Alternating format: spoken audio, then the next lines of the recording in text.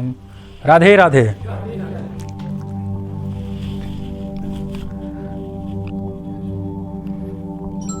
जन्मांतरे भवेत पुण्यम तदा भागवतम लभेत। अनेकों जन्मों का जब पुण्य होता है उदय, तदा तब जाकर के भागवतम लभेत, भागवत का लाभ होता है। और उसी सत्र में हमारा अनियत काल तक चलने वाला, कोई निर्धारित नहीं है कि इतने दिनों तक चलेगा और कोई निर्धारित नहीं है कि इतने देर तक चलेगा, बस चल रहा है और चलते ही रहना है, चलते रहना है इसकी रवानी, ऐसा करके कोई गाना है, तो चलना ही है। इसमें समाहित चित्त हो सकें, अंतर्मन पूर्ण रूप से इस ज्ञान के गंगा में गोता लगा सके, इसलिए आइए, जो हमारा लगन लगा है, हाँ, ये लगन टूटने ना पाए। कहीं लगन टूट जाएगा तो गड़बड़ हो जाएगा। लगन टूट जाने के वजह कारण आपका कक्षा छूट जाएगा। लगन नहीं होगा तो क्यों क्लास करने जाएंगे आप? आपका सत्संग का जो अवसर है वो भी चूक जाएंगे आप। केवल लगन न होने के कारण कितने सुंदर अवसरों से हम चूक जाते हैं, चूक ही जाएंगे। क्यों? क्योंकि हमें लगन नहीं है। गोविंद गोविंद राधे श्री राधे राधे गोविंद गोविंद राधे श्री राधे राधे गोविंद गोविंद राधे श्री राधे राधे गोविंद गोविंद राधे गोविंद राधे राधे गोपाल राधे गोविंद राधे राधे गोपाल राधे गोविंद राधे राधे गोपाल राधे गोविंद राधे राधे गोपाल गोविंद राधे गोपाल राधे गोविंद राधे गोपाल राधे गोविंद राधे राधे गोपाल राधे गोविंद राधे राधे गोपाल राधे गोविंद राधे गोपाल राधे गोविंद राधे गोपाल राधे श्री राधे राधे गोविंद गोविंद राधे श्री राधे राधे गोविंद राधे, हाँ गोविंद राधे गोपाल राधे गोविंद राधे गोपाल राधे गोपाल राधे गोविंद राधे। बोलिए राधा रमण सरकार की जय, बांके बिहारी लाल की जय, राधा रानी सरकार की जय, भागवत भगवान की जय, परीक्षित जी महाराज की जय, आज के आनंद की जय। जय जय श्री राधे, हाथ उठाइए, जय जय श्री राधे, जय जय श्री राधे श्याम। स्वस्थ हैं आप लोग? समाहित चित्त हैं? प्रसंग आज का भी ज्ञान विषयक चर्चा ही है। आज देवहूति और भगवान कपिल का चर्चा है। जिनके मन में संदेह है, गुरु की प्राप्ति की अभिलाषा है, लेकिन प्रतीक्षा है कि वो कब आएंगे और उनका पहचान मैं कैसे कर पाऊं। आकर के थोड़ी ना कहेंगे कि गुरु मंत्र लो मुझसे, ऐसा थोड़ी ना होता है। जिज्ञासा आपको ही जगानी पड़ेगी। जिज्ञासया हम, जिज्ञासा मैं करती हूँ। देवहूति कहेंगे अभी कि मैं जिज्ञासा करती हूँ। जिज्ञासया हम प्रकृतेः पुरुषस्य, प्रकृति पुरुष के ज्ञान के विषय में बताइए। ताम त्वागता हम शरणम शरण्यम, मैं आपके शरण में आती हूँ। तो गुरु के शरण में जाना पड़ता है। ज्ञान के लिए जिज्ञासा जागृत करनी पड़ती है, लेकिन कैसे? अपना विवेक होना चाहिए। गुरु ऐसे हमारे यहाँ जो कहा गया है कि पानी पियो छान के और गुरु बनाओ जान के, वो इस लक्ष्य से नहीं कहा गया कि गुरु को जानो परखो, नहीं। अंतरात्मा स्वीकार करेगी, लेकिन स्वीकृति मिलनी चाहिए अंतरात्मा की। आपको उनका संग प्राप्त हो तभी अंतरात्मा स्वीकार करेगा। अगर चेहरे से आप आकर्षित हो जाते हैं तो थोड़ा गड़बड़ बात है। बहुत लोगों के चेहरे अच्छे होते हैं। अगर चेहरा अच्छा है, इससे यदि आकर्षित हुए तो गड़बड़ है थोड़ा। बोलिए राधे राधे। भगवान कर्दम के यहां अवतरित हुए हैं देवहूति के गर्भ से कपिल भगवान। कर्दम और देवहूति के पुत्र हैं कपिल भगवान। और जो नियम के अनुसार उन्होंने शर्त रखा था विवाह के समय, मनु जी से जब चर्चा हो रही थी विवाह की, तो कर्दम जी ने कहा कि देखिए, भगवान हमारे यहाँ अवतरित होंगे और जैसी पत्नी की अभिलाषा मुझे थी वैसी आपकी पुत्री है, और मुझे बड़ी प्रसन्नता है इनको पत्नी के रूप में स्वीकार करने में। और वह पुरुष तो भाग्यहीन है जो सुयोग्या और सुशीला स्वभाव की कन्या के विवाह के प्रस्ताव को छोड़ दे, ठुकरा दे। मैं इस अवसर को जाने नहीं दूंगा, मैं तो विवाह करूंगा, लेकिन एक शर्त पे कि विवाह के उपरांत मैं, जब एक पुत्र होगा उसके उपरांत मैं संन्यास लेकर के चला जाऊंगा, मैं निवृत्ति मार्ग से अपना जीवन व्यतीत करूंगा। उन्होंने कहा हाँ मुझे स्वीकार है। अब उसके उपरांत देवहूति के गर्भ से भगवान कपिल होते हैं। उनके पूर्व 9 कन्याएं होती हैं। उन 9 कन्याओं का विवाह ब्रह्मा जी के 9 पुत्रों से होता है। भगवान कपिल जन्म लिए हैं। प्रकृति में एक विशेष उत्सव घट रहा था। जो वायु है वो नीरस नहीं है, अब उसमें सरसता है, कुछ पृथक सरसता आ गई है, कुछ अलग से उसमें सुगंधी मिल रहा है वायु में, क्योंकि अब साक्षात भगवान विद्यमान है।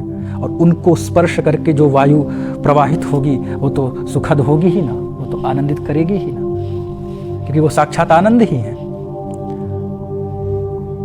बोलिए राधे राधे। अब कर्दम जी चले गए हैं सन्यास लेकर के,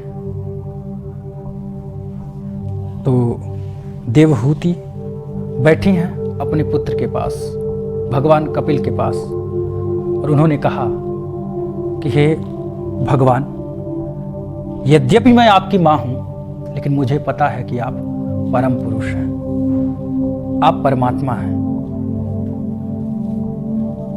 मेरे अंदर कुछ संशय है, जो सबके अंदर होना स्वाभाविक बात है। मेरे पिताजी चक्रवर्ती सम्राट, जो सम्राट हैं, और मैं राजकुमारी। मनु जी महाराज पूरे धरा के एकमात्र स्वामी, और मेरे भाई भी उत्तानपाद प्रियव्रत, ये भी साधारण नहीं, बहुत शक्तिशाली। और मेरे पति इतने सिद्ध योगी कर्दम ऋषि, अद्भुत योगी, उनके जैसा कोई नहीं। और तो और मैं स्वयं भगवान की मां हूं, भगवान मेरे गर्भ से जन्म लिए हैं। मेरे जैसा जीवन लगभग सभी को प्राप्त नहीं हो पाएगा। सब कुछ होने के उपरांत भगवान सभी के गर्भ से थोड़ी ना जन्म ले लेते हैं। फिर भी हे प्रभु, मन की तृष्णाएं क्यों नहीं मिटती हैं? मन की चाह कैसे मिटे? अभी भी वासनाएं शेष हैं। मुझे ताम त्वागताहम शरणम शरण्यम, मैं आपके शरण में आई हूं। मुझे आत्म ज्ञान का उपदेश दीजिए। मुझे बताइए कि मैं परम लक्ष्य को कैसे प्राप्त कर सकूं। कुछ ऐसे विषयों की चर्चा करिए मुझसे। जिज्ञासायाहम प्रकृतेः पुरुषस्य, बातें स्पष्ट हो रही है ना। मेरी जिज्ञासा है प्रकृति और पुरुष के ज्ञान को जान सकूं। कपिलस्तत्व संख्याता भगवानात्म माया, वो कपिल साधारण नहीं है। वो तत्व की संख्या कितनी है उसके बारे में ज्ञान देने वाले हैं। जो तत्व है, वास्तविक तत्व, अभी आपको भी पता चलेगा, उसके बारे में कपिल जी ने एक ग्रंथ ही बनाया है। सांख्य दर्शन है। सांख्य दर्शन 6 दर्शनों में आता है। तो उन्होंने अपनी माँ को जो उपदेश दिया है उसको मैं आप लोग को सुनाता हूँ कि माँ, सर्वप्रथम मन को एकाग्रचित्त करो। आत्मानं रथिनं विद्धि शरीरम रथमेव च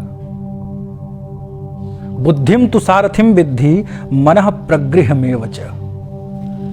जो आत्मा है वो महारथी है, वो रथ का स्वामी है, और शरीर एक रथ है। ध्यान देकर सुनिएगा, शरीर एक रथ है, बुद्धि जो है वो सारथी है, मनः प्रगृहमेव च। मन जो है वो ब्रेक है, ब्रेक लगाते हैं ना,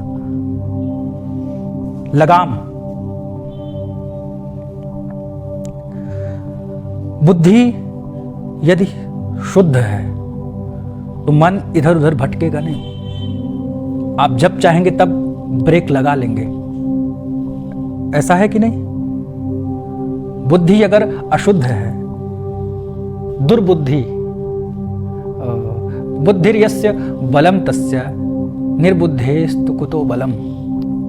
जिसके पास बुद्धि है वही बलवान है, और बुद्धिहीन को कहां बल है? बुद्धिहीन के पास बल नहीं है, वो बलवान होते हुए भी निर्बल ही है। तो बुद्धिमान होना आवश्यक है, शुद्ध बुद्धि होना आवश्यक है। और बुद्धि जब आपकी अच्छी है तो मन एकाग्रचित्त हो, मन को अपने वश में रखो। अगर बुद्धि अच्छी है तो मन को वश में रखने का प्रयास कर सकते हो। चंचलम ही मनः कृष्ण, गीता में अर्जुन कहते हैं कि हे कृष्ण, ये मन बड़ा चंचल है, कैसे तेरा भजन करूं, जितना इसे समझाऊं उतना ही मचलता है। होता है ना? हाँ, उतना ही मचलता है। मन का स्वभाव है मचलना, उसको आप वश में नहीं कर सकते। वश में तभी होगा जब आप अभ्यासे न तु कौन्तेय, कि हे अर्जुन तू अभ्यास कर, और एक बार नहीं बार बार कर, और करना ही पड़ेगा अभ्यास। एक बार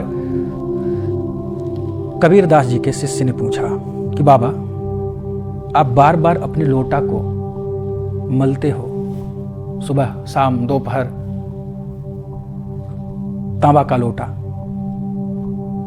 अगर आप कल नहीं मलोगे तो भी वो चमकेगा, कुछ दिन तो चमकता ही है जब अच्छे से क्लीन करते हो। फिर क्यों आप हर समय आप आधा घंटा तक रगड़ते हो, फिर उसके बाद उसमें जल पीते हो या फिर उसका पूजा करते हो, जो भी उपयोग में लेते हो आप? तो उन्होंने कहा, लाला बात यह है ना, इसे एक सीख लेना चाहिए कि ठीक ऐसे ही मन के साथ होना चाहिए।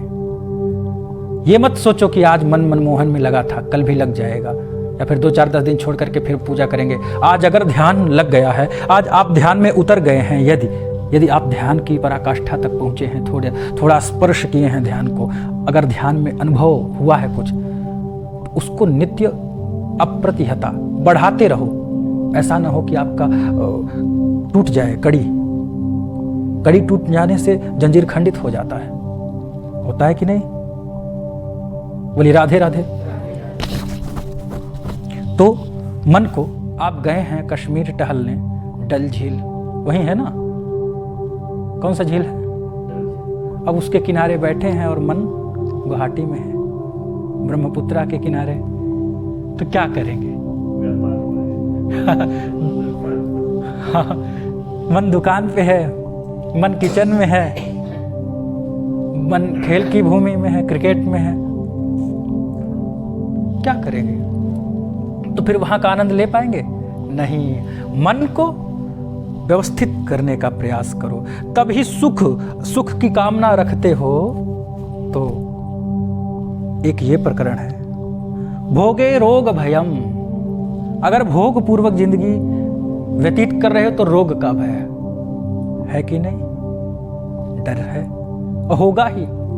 खाइए मीठा, वृद्धावस्था में बच्चे मीठा खाने नहीं देंगे, मत खाओ, नानी मोटी हो जाओगी, आप चाह करके नहीं खा सकते। हाँ, मोटा, हाँ। भोगे रोग भयम, सुंदर हैं बहुत, तो वृद्धावस्था का डर है कि बूढ़े हो जाएंगे। तो ये झुर्रियाँ आ जाएंगी, फिर सुंदर और बदसूरत में कुछ विशेष अंतर नहीं रह जाता। धनवान हैं तो लुट जाने का डर है, विद्वान हैं तो विद्वान में भी वाद भयम। ज्ञानी व्यक्ति को वाद भय है कि शास्त्रार्थ छिड़ जाए तो जवाब देना है, नहीं देना ही है। सुदामा जी की चाची का नाम क्या था, पंडित जी को बताना है। अगर नहीं बताएंगे तो पंडित जी विद्वान नहीं है, बताना ही पड़ेगा उनको। उनकी विद्वता इसी में है कि वो सुदामा जी के पूरे खानदान का नाम बता ले जाएं। उससे वो जो गुरु मंत्र लेने आया है वो इसी से पता कर लेगा गुरु जी योग्य हैं कि नहीं है। सुदामा जी पिताजी का नाम या दादाजी का नाम, बुआ जी का नाम नहीं बता पाए तो गुरु जी योग्य नहीं है, इनसे गुरु मंत्र नहीं लेना है। ऐसा होना चाहिए। किसी के नाम के कारण क्या आप अपने जीवन के परम तत्व का चयन और त्याग कर सकते हैं? नहीं कर सकते ना। तो इसी प्रकार विद्वान और नैराश्य, संसार से आशा रखते हो, आशा रखते हो और जरूर रखते हो। क्या आशाओं पे सब खरा उतरते हैं? कौन पुत्र क्या आपके अनुसार कार्य करता है? आप वृद्धावस्था में जैसे बाल्यकाल में उसका पालन किए हैं, क्या आपका कर रहा है, देखरेख कर रहा है? और यदि कर रहा है तो वो प्रसाद है, वो भगवान की कृपा है, नहीं तो प्राप्त नहीं हो पाता। इसमें पुत्र का दोष नहीं है, मैं दोषी पुत्र को नहीं मान रहा हूं, लेकिन आशा जो है वो दुखी करेगा। हमने पढ़ाया ही उसको इसलिए कि बेटा अमेरिका में बस एक बार तुम्हारा चयन हो जाए। अरुण जी अमेरिका में उनके बेटे हैं, रहते हैं, ये भी रिटायर हो चुके हैं, अपने घर रहते हैं। फोन पे बातचीत होती है, बेटा आ जाना, आ जाओ, याद आ रही है। हाँ हाँ पिताजी आएंगे, बस कुछ कार्य है उसको जल्दी से पूरा करके 1-2 साल में आएंगे। मैं 1-2 साल में ही आ जाऊंगा पिताजी, चिंता मत करिए, मिलने आऊंगा 1-2 साल में। कहाँ वो माता पिता हॉस्टल में बच्चे को भेज करके, और हर दूसरे दिन ऐसे ऐसे हमारे विद्यालय में पिता लोग थे, दूसरे दिन, चौथे दिन, 5वें दिन गुरुजी को डांट के भगाना पड़ता था। अरे थोड़ा पढ़ने दीजिए, बार बार मत आइए। फिर भी वो हर 2 महीने में आ ही जाते थे। आ ही जाना है, वो पिता है ना, कैसे दूर रह सकते हैं। पापा 2 साल में आ जाऊंगा। बेटा वो 2 साल, अच्छा ठीक है, क्या बोले हैं? तैयारी ही उन्होंने ऐसा कराया था कि वो अमेरिका जाए, तो गया। भाई पिता की मन की अभिलाषा को पूर्ण किया कि नहीं किया? स्थिति ऐसी है कि माँ का स्वास्थ्य अब अच्छा नहीं रहा। माँ को हो गया फालिज, जानते हैं फालिज, शरीर काम करना बंद हो गया। बेटा तेरी माँ का तबीयत बहुत खराब है, तू चला। पापा बस मैं कुछ दिन और, थोड़ा सा आप ध्यान रखिए। अब वो पति इतनी सेवा करता अपनी पत्नी का, और वस्तुतः यही सत्य है कि एक समय ऐसा आता है पति पत्नी परस्पर विवाद करते हैं, और करते ही हैं कि कितना भी योग्य पति हो, कितनी भी योग्य पत्नी हो, बात यहाँ तक पहुँच ही जाती है कि मेरी तो शादी एयरफोर्स के लड़के से हो रही थी जो एयरफोर्स में था। मेरे कर्म ही फूटे थे कि तुम मेरी भाग्य में आए, मेरी जिंदगी में आए। अजी सुनते हो? नहीं, अब तक तो हम नहीं सुनते थे, और जो सुनते थे तुम्हारी वजह से सुनना छोड़ दिए, अब नहीं सुनते। ये प्रश्न जीवन भर पत्नी का रहता, अजी सुनते हो? अरे भैया यहाँ लिख के टांग दीजिए, हाँ हम सुनते हैं, हमको सुनाई देता है। पति पत्नी में ऐसी स्थिति आनी ही आनी है, आ जाती है। लेकिन ये बात ध्यान रखिएगा कि पति पत्नी ही एक दूसरे के सहायक हैं वृद्धावस्था में। पुत्र अपने पुत्र में, अपनी पत्नी में व्यस्त है। आप अस्वस्थ हैं, आपकी पत्नी, आप अस्वस्थ हैं, आपके पति आपके साथ हैं। वो पत्नी अस्वस्थ है, जैसे अपना सारा शौच आदि कर्म निवृत्त करके अपने को स्वच्छ और स्वस्थ रखने का प्रयास करते, ठीक वैसे ही एकदम सेवा करते अपने पत्नी का, क्योंकि वो पति पत्नी है। ये भारतीय परंपरा है। थोड़ा सुख के समय में हल्का सा विवाद हो सकता है, दुख के समय डट के खड़ी रहती हैं स्त्रियां, अपने हिस्से का भी खिला देंगी, जान रही हैं यही परिश्रम करके लाएंगे। इसीलिए आदिकाल से एक दंपति जो होते हैं ना, इनका बहुत बड़ा दायित्व होता है और योगदान होता है। एक समाज के निर्माण में पति पत्नी का सबसे बड़ा योगदान है, उनसे बड़ा कोई योगदान नहीं है। पत्नी की सेवा करते, बेटा आ जाओ, पापा आ जाऊंगा, बेटा आ जाओ, एक ही पुकार रहती, बेटा आ जाओ। इतने में तो हरि आ जाएं, हरि आ जाओ, आ ही जाना है उनको, लेकिन नहीं, उतना विश्वास उनके प्रति नहीं है।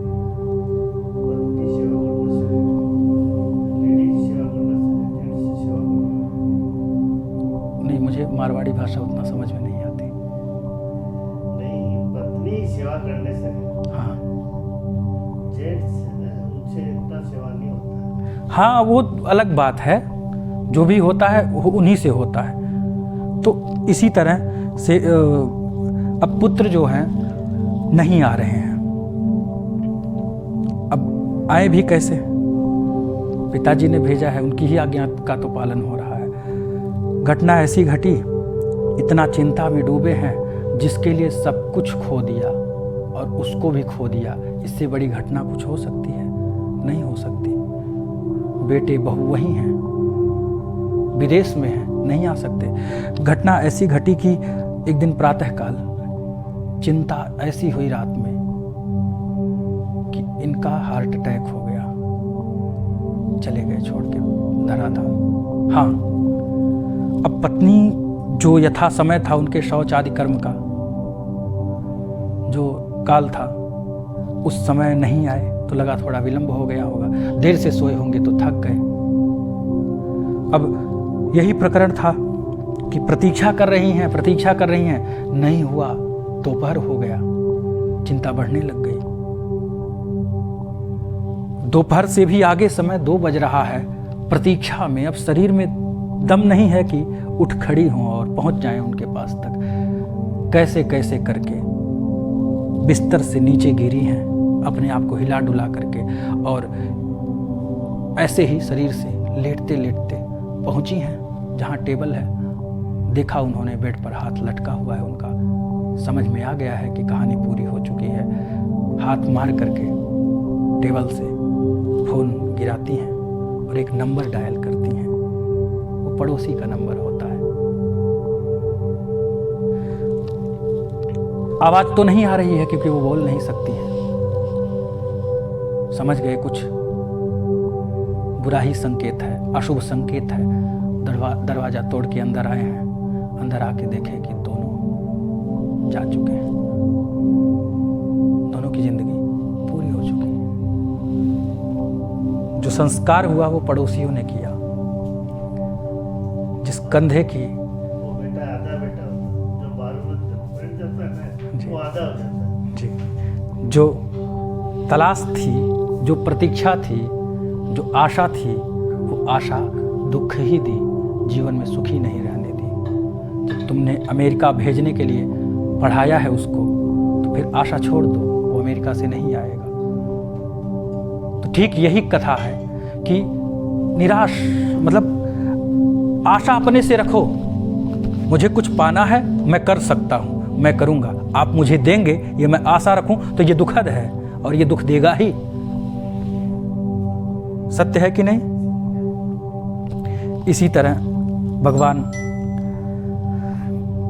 कपिल अपनी माँ को उपदेश दे रहे हैं कि मन को योग के माध्यम से एकाग्रचित्त करो, बुद्धि को शुद्ध करो। यम, नियम, आसन, प्राणायाम, प्रत्याहार, धारणा, ध्यान, समाधि, अष्टांग योग का ज्ञान दिए हैं। केवल शरीर को हिला लेना, थोड़ा आसन कर लेना, या फिर टेढ़ा मेढ़ा करके जो भी प्रक्रियाएं हैं व्यायाम की, ये योग नहीं है। ये व्यायाम है, एक अंग है ये।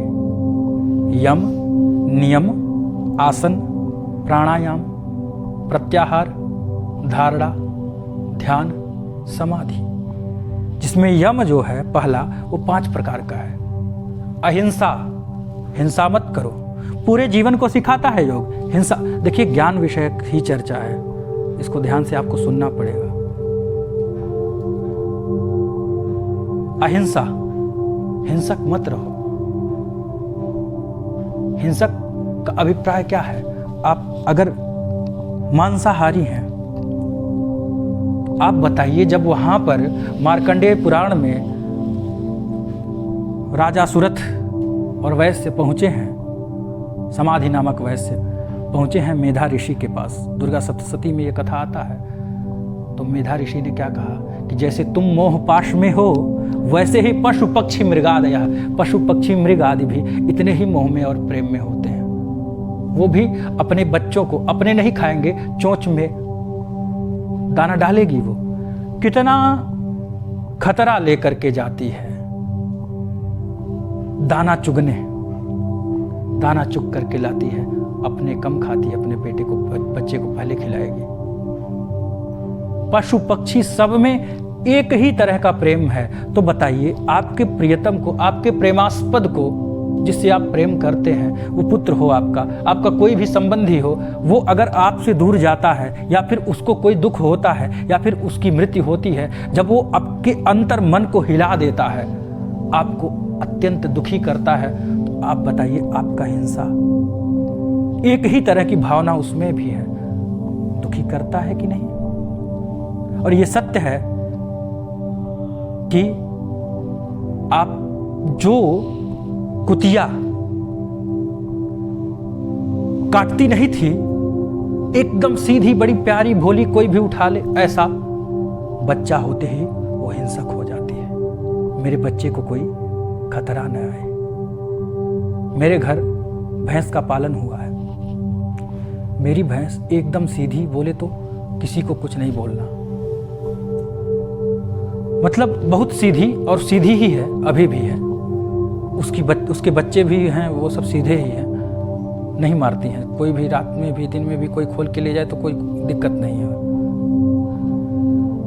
उसका बच्चा हुआ और एक कुत्ता पास में आ गया, वो खूंटे को उखाड़ करके वो पीछे दौड़ी और खूब तेज दौड़ी और बहुत दूर तक दौड़ा के ले गई, क्योंकि उसे सुरक्षा चाहिए, उसे प्रेम है अपने बच्चे से, कहीं इसके साथ कोई घटना न घटे, कहीं इसको कोई दुख न दे। भावना है ना उस जानवर में, उस पशु में, जब प्रत्येक में ये भावना है तो वो दुखी तो होगा ही, और बहुत दुखी होगा। बंदरिया अपने बच्चे को मरने के बाद भी चिपकाए रहती है, नहीं छोड़ती। क्यों नहीं छोड़ती? वो भी प्रेम करती है।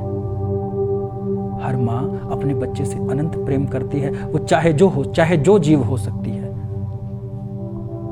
अहिंसा, भाई योगी तब कहे जाओगे, पेट हिलाने से तुम योगी नहीं हो। अहिंसा, हिंसा न हो तुम में। सत्य, अस्तेय, ब्रह्मचर्य, ब्रह्मचर्य के विषय में शरीर की पौष्टिकता, 25 वर्ष की आयु तक हमारे यहाँ जो आश्रम निर्धारित हैं, ब्रह्मचर्य, गृहस्थ, वानप्रस्थ, संन्यास। जब पूर्ण रूपेण पुष्ट हो जाओगे 25 वर्ष की आयु तक, बोले तो एकदम मजबूत, फिर उसके बाद गृहस्थ में प्रवेश करो। फिर अगला 25 वर्ष तुम्हारा गृहस्थ के लिए है, उसमें गृहस्थ के नियमों का अच्छे से पालन करो, लेकिन ब्रह्मचर्य होना चाहिए। योग में ब्रह्मचर्य भी एक अंग है। अपरिग्रह, ऐसा न हो कि परिग्रह के चक्कर में, जमा करने के चक्कर में बस जमा ही करते रहो और जमा करते करते चले जाओ।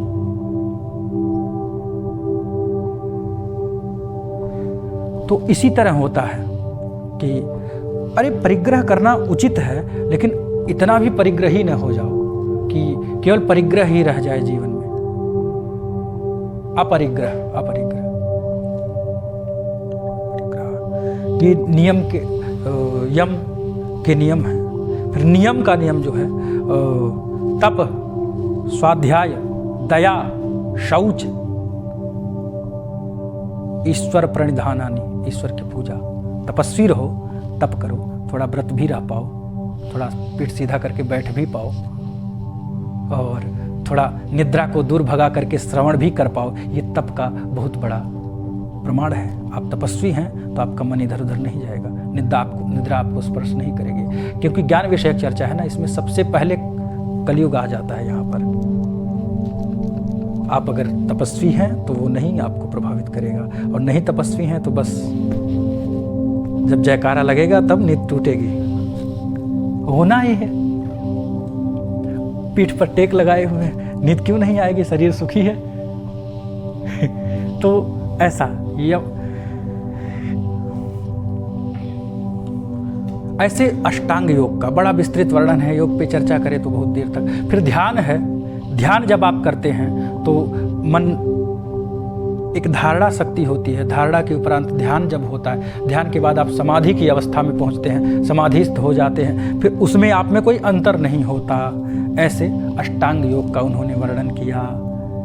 इस ध्यान मेडिटेशन एक ही चीज होती है। हाँ, मेडिटेशन, लेकिन ध्यान सातवां अंग है, उसके पहले की कई प्रक्रियाएं हैं, तभी ध्यान सध पाता है। सीधे बिना सीढ़ी के ऊपर पहुंच जा रहे हैं। अगर आप पहुंच रहे हैं, आपकी पकड़ बन पा रही है, तो जान जाइए किसी जन्म में आप वहां तक पहुंच चुके हैं, उसके आगे की यात्रा कर रहे हैं। नहीं तो आपको प्रारंभ से ही आरंभ करना होगा, ऐसा नियम है। तो यम, नियम, आसन, प्राणायाम, प्रत्याहार, धारणा, ध्यान, समाधि। उन्होंने कहा कोई और उपाय बताओ ईश्वर की प्राप्ति और परम पुरुष का ज्ञान लेने का। कहे माँ, मन जब एकाग्रचित्त हो जाए तो एक ऐसे गुरु के शरण में जाओ जो तुम्हारे जीवन की नैया को पार लगाए, क्योंकि वो नैया पार लगाने वाले कृष्ण कन्हैया ही हैं। वो यात्रा तुम्हारी कृष्ण कन्हैया तक ले जाए। गुरु जो हैं, कन्हैया जो हैं, वो गुरु को भेजते हैं। ये जो संसार रूपी सागर है, इस संसार सागर में धर्म रूपी नौका पर एक केवट बैठाकर भेजते हैं नाव में। उस नौका में वो केवट गुरु होता है। आप बीच में हैं, आप अकेले भी पहुंचते हैं, लेकिन जब आप निकल पड़ते हैं यात्रा पर तो किनारे पहुंचना ही है, पहुंचेंगे। लेकिन कहीं ऐसा न हो कि बस किनारे पहुंचने वाले हो और तुम्हारा विश्वास टूट जाए और तुम फिर वहीं से वापस आकर के दूसरा किनारा पकड़ना चाहो। फिर तुम उस किनारे छोर पे पहुंचने ही वाले थे कि तब तक मन में आ जाए, अरे लग रहा है मैं गलत दिशा में हूं, इधर चला जाऊं। फिर तुम भटकते ही रह जाओगे। फिर तुमको एक ही किनारे लगाने का प्रयास करेगा। हर किनारा ईश्वर है, चाहे तुम भक्ति से जाओ, चाहे ज्ञान से जाओ, चाहे योग से जाओ। ज्ञान, योग, भक्ति, इन तीनों प्रकार से ईश्वर की प्राप्ति होती है। समझने वाली बात है कि ज्ञान और योग बंदर के बच्चे के समान है। बंदरिया होती है, पेट में चिपका लेती है बच्चे को और दौड़ती है इस डाली से उस डाली। इतना तीव्र दौड़ती है कि कई बार तो पत्ते पर पांव रख करके छलांग लगा देती है। इतना संतुलन उनका होता है। बस पत्तों का समूह है, झुरमुट, उस पर बस कूदेंगी तुरंत आगे। बच्चा पेट में पकड़ा हुआ है। बच्चा कब तक सुरक्षित है? जब तक मां को पकड़ा है। अगर छूट गया तो उसको बहुत भयानक चोट भी लग सकती है और मृत्यु भी हो सकती है। होगा ही। पकड़ना है, वहां मजबूती है बच्चे में कि वो पकड़ा हुआ है, हाथ ढीला नहीं करना है। ज्ञान और योग, आप ढीला हुए खसक जाएंगे। बलवान इंद्रिय ग्राम विद्वान सामपि करसति। इंद्रियां बड़ी बलवती हैं, विद्वानों को भी खींच लेती हैं। तो ज्ञान योग जो है ये बंदर के बच्चे के समान आपको प्रयास करना होगा। और भक्ति जो है भी बिल्ली के बच्चे के समान है। जिन दांतों से अन्य जीवों को कुतर जाती है बिल्ली, चूहे को, पंछियों को पकड़ के कुतर जाती है, उन्हीं दांत से अपने बच्चे को पकड़ती है। वो बच्चा नेत्र तक नहीं खोलता है। क्यों? उसको विश्वास होता है मेरी माँ मुझे जहाँ ले जाएगी मैं सुरक्षित हूँ, मेरी माँ मुझे जहाँ ले जाएगी वहाँ मेरा भला ही है। ठीक भक्ति माँ ऐसी ही है। भक्ति की शरण जो लेता है माँ, वो परम लक्ष्य को पाता है। उसे भय नहीं है। भक्ति में जब मीरा झूमती है ना, तो उसे लज्जा भी नहीं है और होना भी नहीं चाहिए, तभी मीरा बन पाओगे। संसार के पुरुष से इतनी लज्जा होती है, लेकिन संसार के पुरुष के प्रति अनुराग हो तो लज्जा, प्रेम में लज्जा नहीं होता। तो परम पुरुष से किस चीज की लज्जा? परमात्मा से कौन सी लज्जा है? हमारे आपके मध्य में क्या है? ईश्वर में, आप में क्या है? कोई अंतर है? कोई पृथकता? एक दिन उन्हीं में मिल जाना है, तो उनसे लज्जा कैसी? सम्मिलन की अभिलाषा रखो, पा जाने की अभिलाषा रखो। मां भक्ति मिला देती है परमात्मा से।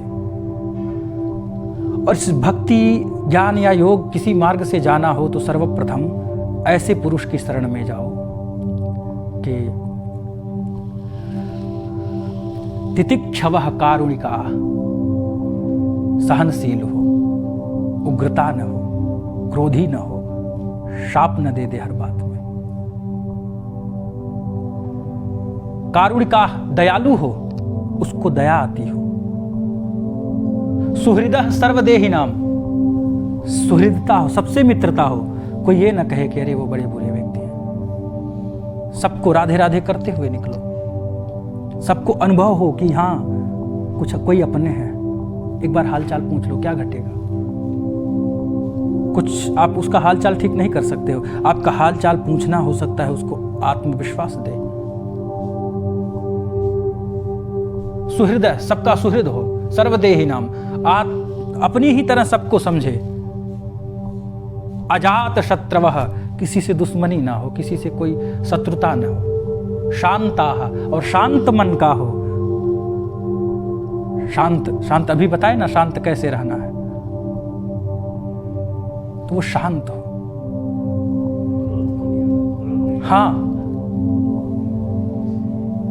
और ऐसा ही व्यक्ति हो जो इन सब में, और फिर भगवन मति ही, भगवान में उसकी मति हो। सताम प्रसंगान, ऐसे पुरुष का सत्संग करो जो भगवान के अद्भुत लीला गुणानुवाद को तुम्हें श्रवण करा करके तुम्हारी जो वासना है उसको उपासना में बदल दे।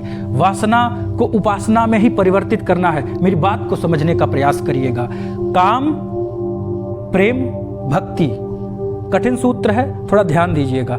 काम, कभी कभी काम प्रेम में परिवर्तित होता है। किसी से हम किसी कामनाओं से जुड़े थे, आपसे आए थे हम धन लेने कि हमें कुछ धन का लाभ होगा, और रहते रहते आपके साथ कुछ धन का लाभ तो हो ही रहा था, लेकिन प्रेम हो गया। अब आप मुझे धन नहीं दोगे तो भी मैं आपके साथ हूं, क्योंकि मैं प्रेम में हूं आपके। तो होता है कि नहीं? ये हुआ प्रेम, वो उनके शुभकामना। प्रेम में भी दो लोग हैं, प्रियतम, प्रेयसी, प्रेयसी प्रियतम, जो भी हूं। लेकिन जब ये धारा ऊंचाई की ओर बढ़ती है, जब ये उत्कृष्टता की ओर बढ़ती है, तो वो भक्ति हो जाता है। ऐसी भक्ति कभी होती ही नहीं है। ये भक्ति है। फिर भक्त और भगवान एक हो गए। अंतर कहाँ रहा? पृथकता कहाँ रहा? अंतर है, भक्त और भगवान एक हो जाते हैं। जब आप में से आप घटना चालू करते हो, वो बढ़ना चालू होते हैं। इसी तरह कि आप में से आप जो हैं, मैंपन 1% हटा तो परमात्मा आप में 1% आएगा। 2% आप अपने में से हटे तो परमात्मा 2%, आपके प्रियतम 2%। फिर उसके बाद जैसे आप में से आप 50%, तो 50-50 कहानी हुई। आप 70 गए, आप 70% हटे, वो आप में, आप अपने में 30% बचे, और ये 70%। ये जो आप घट रहे हैं वो बढ़ रहे हैं। जब बढ़ते बढ़ते आप जैसे ही, ये तब तक बढ़ता है घटता है जब तक आप में शेष आपका प्रतिशत रह जाता है। और जैसे ही आपका प्रतिशत, मेरी बातें स्पष्ट हो रही, जैसे आपका प्रतिशत कम हुआ, आप में आप रहे ही नहीं, फिर एक हो जाते हो, फिर दूरी नहीं है।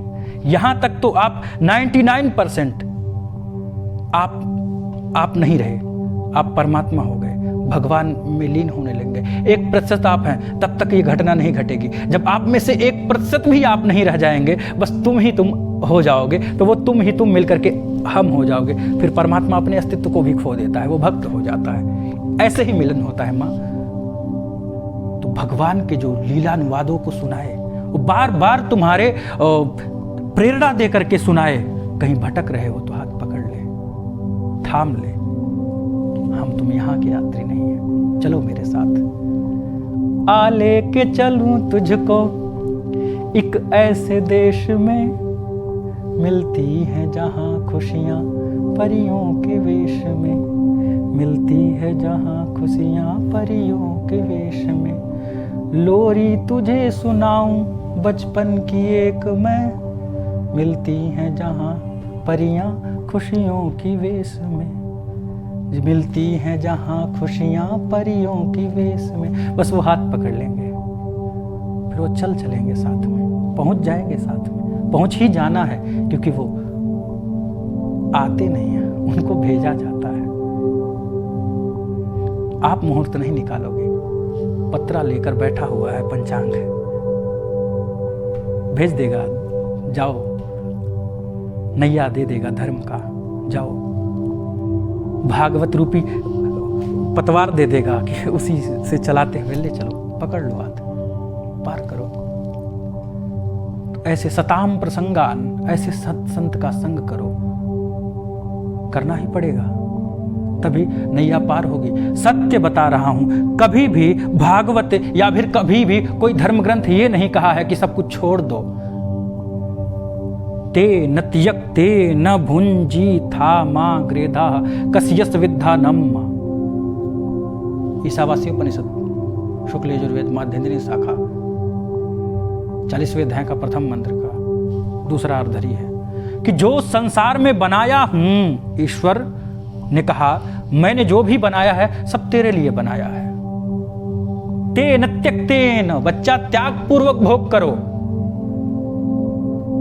त्याग होना चाहिए तुझ में, ये नहीं कि मोबाइल कल से ना रहे पास में तो फिर उसके बाद दिमाग खराब हो जाए। एसी न चल पा रहा हो तो एकदम शरीर में तरह तरह के दाने छाले पड़ जा रहे हैं। नहीं, भोग तुम्हारे लिए है, भोगो, लेकिन थोड़ा अपने आप को ऐसा रखो कि उनकी प्राप्ति में तुम ऐसा ना हो कि तुम शरीर ही अपना गंवा दो।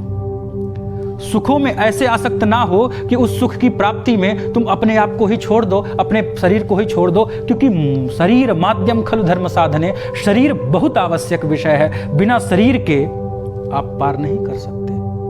आपको आना ही पड़ेगा शरीर में, तभी आपकी मुक्ति है, नहीं तो आप भटकते रहोगे। ऋषभदेव जी भगवान किस पुत्र हुए हैं? भरत जी। भरत जी जो हैं, भरत जी मृग की मोह में पड़े, अगला जन्म उनका मृग का हुआ। अच्छा, मृग के जन्म में मुक्ति पा लेते, नहीं पाए, उनको मानव शरीर में आना पड़ा। दुर्लभो मानुषो देहो, यह दुर्लभ है मानव शरीर। देवता भी तरसते हैं, क्योंकि देवता के लिए भी एक लकीर बन गई है। समझने का प्रयास करिएगा, लकीर बनी हुई है। यहां से छलांग लगाएंगे इतना ही, वो इतना ही कूद सकते हैं, सिर लड़ जाएगा छत में। मानव का जीवन रेखा लेस है, लकीर लेस, कोई लकीर नहीं है। तू गिरना चाहो तो इतना भी गिर सकते हो कि बहुत नीचे गिर सकते हो। तुम उठना चाहो तो इतना उठ सकते हो कि बहुत ऊंचा उठ सकते हो, अनंत ऊंचा उठ सकते हो। तुम्हारे पास अवसर है, तुम प्राकृतिक रह सकते हो। प्रकृति ने जैसा दिया है आपको, वैसा शांत रह करके अपने जीवन को जी सकते हो प्रकृति के अनुसार। विकृति, अपने साथ ही दुराचार कर सकते हो, विकृतियों में फंस सकते हो। प्रकृति का विरोध करके अनैतिक कार्य कर सकते हो। उस अनैतिकता में बहुत सारे कुकर्म आते हैं, बहुत सारे आते हैं। संस्कृति संस्कार में जा सकते हो, सत्कर्म कर सकते हो। उन्नति तो उतना है कि जिसकी कोई सीमा नहीं है, और अवनति भी उतना ही है जिसकी कोई सीमा नहीं है। गिरने की कोई हद नहीं है, बेहद गिर सकते हो तुम, उठने का कोई हद नहीं है मानव के लिए। माँ सीखो, ये शिक्षा ये है कि बस हाथ पकड़ो गुरु के साथ, यात्रा करो और जीवन को परम लक्ष्य तक ले जाओ, परम तत्व तक ले जाओ। ऐसा उन्होंने सांख्य तत्व का ज्ञान बताया कि ये तत्व कितने हैं, वस्तुतः कितने तत्व हैं जिससे पूरा बना हुआ है। तो 5 तत्व होते हैं, पंच तत्व रचि अधम शरीरा, क्षिति जल पावक गगन समीरा। क्षिति जल पावक गगन समीर मतलब हवा। तो पृथ्वी, आकाश, अग्नि, वायु, जल, 5 हुए। अब 5 ये हुए, गिनती करिएगा। अब इनकी तन मात्राएं, आकाश की मात्रा है शब्द, आकाश से शब्द, पृथ्वी का गंध, वायु का स्पर्श, जल का रस, और अग्नि का जो है वो तेज है, अग्नि का तेज है। तो शब्द स्पर्श रूप रस गंध, अग्नि का रूप है, अग्नि मतलब तेज है, तेज मतलब रूप।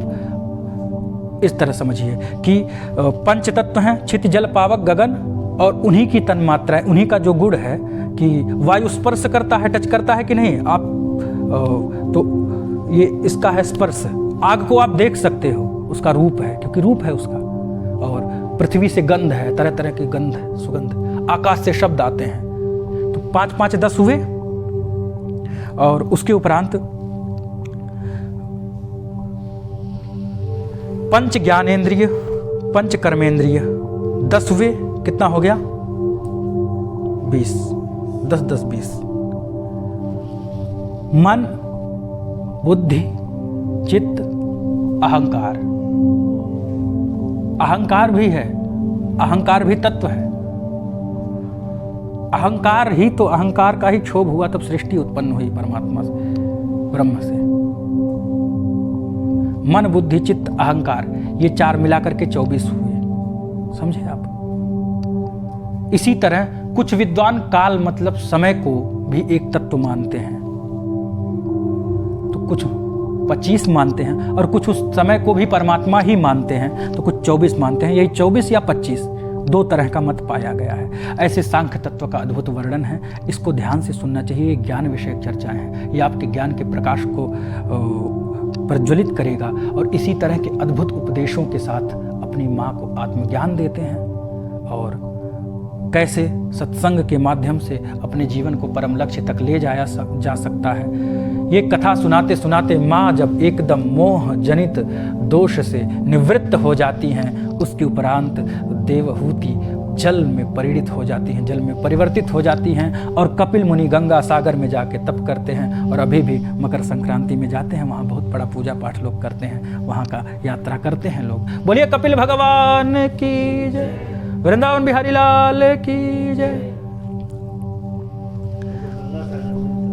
हाँ, गंगा सागर।